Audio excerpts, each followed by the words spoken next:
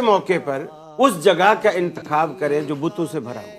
हम तो इन झगड़ों में पड़े हुए हैं कि जी हजरत अली काबे में आए, विलादत हुई या नहीं हुई। और भाई अगर वो काबे में नहीं भी आए ना, वो फिर भी अली हैं। लेकिन जब रब ने काबे में पैदा कर दिया, प्रॉब्लम क्या है? कोई सहाबी किसी दूसरे सहाबी के दर का मांगता नहीं था, सारे सहाबी अल्लाह के दर के मांगते। अजीब बातें कहते हैं, साहबा अल्लाह के दर के मांगते थे। उन्हीं साहबा को अल्लाह के रसूल फरमाते हैं, अना मदीनतुल इल्म व अलीयुन बाबुहा, मन अरादल इल्म फलियातिल बाब। जो इल्म चाहते हैं वो अली के दरवाजे, अली के पास जाए, बुए के ऊपर जाए, दरवाजे पे जाए, अली के पास जाए। ये रिवायात मुहद्दिसीन की नजर में सही नहीं है। अली मौला की शान में ये इस चीज पे, इस रिवायत पे दोबारा तहकीक करें तो इनको इमाम इब्ने हजर ही ये कहते नजर आएंगे कि इस हदीस की असल है। और वो हदीस कौन सी है? दूसरी हदीस अना दारुल हिकमत वालियुन बाबुहा, उस पर किसी ने एतराज नहीं किया। वो कहते हैं कि ये इसके माने में ये रिवायत मौजूद है, लिहाजा इस रिवायत के कबूल करने में कोई हरज नहीं है। इमाम हाकिम ने जी उसको सही कहा। इमाम इब्ने हज़म फरमाते हैं, ला तातबिरु तहसीन तिर्मिज़ी व तसहीह अल हाकिम।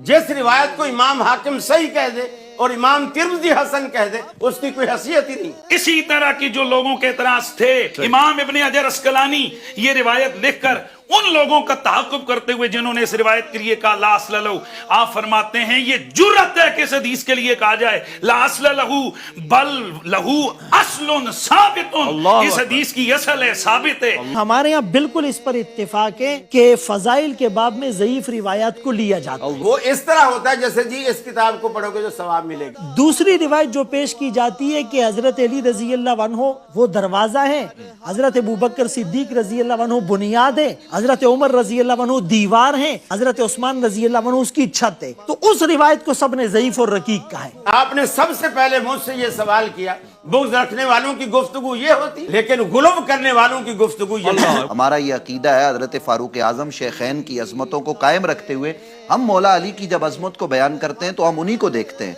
कि हजरत अबू बकर सिद्दीक का क्या किरदार है। वो तो चेहरे अली को देखते हैं और कहते हैं अली के चेहरे को देखना इबादत है। कारी साहब से पूछता हूँ कि ये अकीदा और ये नजरिया रखने वाला आदमी क्या गाली हो सकता है? ये कारी साहब केवला बताइए।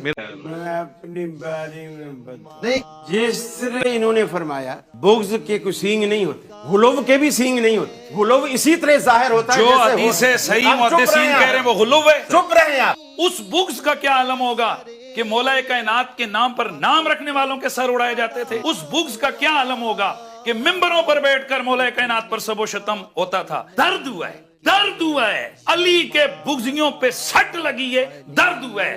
इसी को कहते हैं बुग़्ज़ अली। जो अली को काफिर कह सकते हैं, जो अली के ऊपर शिर्क का फतवा लगा सकते हैं, क्या उनसे वहीद है कि वो गालियां दें? गुलब इसी तरह जाहिर होता है जिस तरह आपको हम में बुग़्ज़ नजर आता है, हमें भी गुलब इसी तरह आप पे नजर आता है। अकीदत के बाप में देखो मुआमला ये हमारा अली